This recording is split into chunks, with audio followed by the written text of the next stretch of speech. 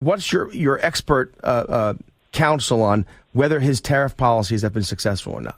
Yeah, so, I am also, Jerry, not a tariff purist. I think just as an individual, I'm of the mind that we need to do something to rebalance the scales in terms of how free trade and globalism has impacted the American worker. There is no doubt in Donald Trump's presidency and the rise of people like J.D. Vance are a reflection of a real and valid frustration that people used to have jobs that they found meaningful in American factories producing American goods.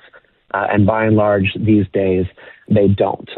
But there are limits, of course, to how effective you can be with certain kinds of tariffs. I think pharmaceuticals is an area where it's not really super clear to me, like, what certain inputs going into pharmaceuticals can end up making the products, so much more expensive for consumers and then result in a hiring crunch, on the factory floor for workers. But it's absolutely the case with steel. Yeah. That when you have tariffs on steel, for example, I think steel represents, or the housing industry and building homes represents 75% of what is done with steel produced in the United States and then coming into the U.S. And then you can also look at something like RVs, recreational vehicles.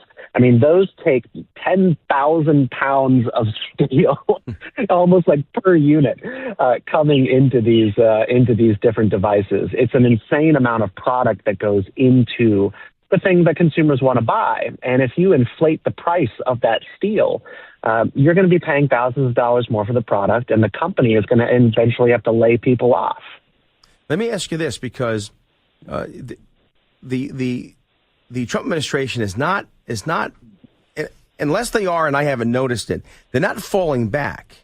And you have some real good pieces, and I'm going to put up later today on the Daily Wire, the Daily Wire piece up on my at Jerry Rogers show on X.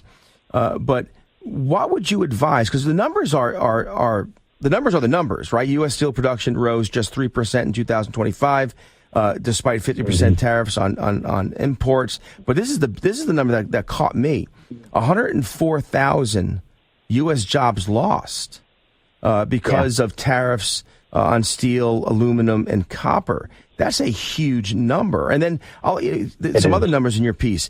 80-to-1 ratio. Every steel worker protected comes at the expense of 80 jobs in sectors that depend on affordable steel inputs. So here's my question. Yeah. The numbers are the numbers.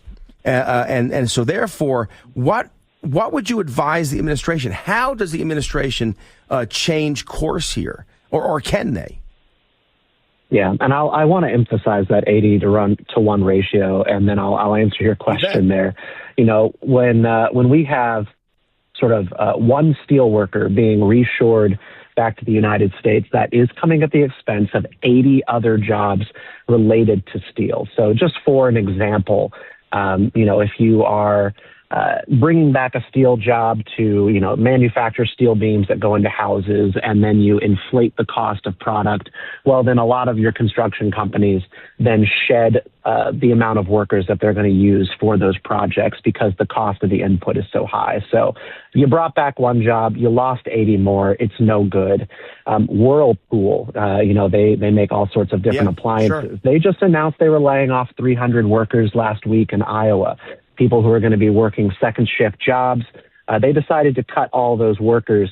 And this is also, they lobbied for tariffs back in the first Trump administration. They wanted to see more taxes, because tariffs are taxes, on imports in order to protect domestic product. But that has come at the cost of, actual workers who work in the firm. So what can we do? What is the advice? Yeah, I think the president should be defending the USMCA.